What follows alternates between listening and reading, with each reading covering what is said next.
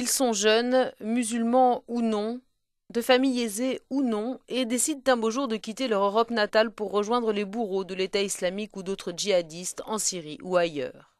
Si le problème n'est pas nouveau en Europe, il prend considérablement de l'ampleur. Les arrestations se multiplient dans les milieux recruteurs, notamment comme ici en Espagne il y a quelques jours. Les lois se durcissent et les campagnes d'information et de sensibilisation fleurissent en Grande-Bretagne, en France et ailleurs.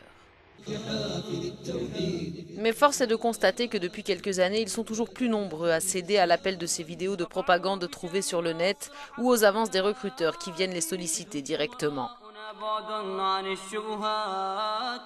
Selon Interpol, ils sont entre 3 et 5 000 Européens à être partis faire le djihad. Leur profil, 65% ont moins de 25 ans, 40% d'entre eux sont des femmes.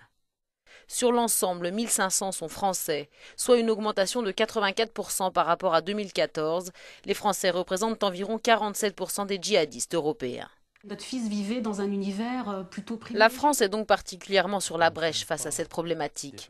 Récemment, le gouvernement a lancé une campagne destinée à combattre ce problème de la radicalisation à sa source.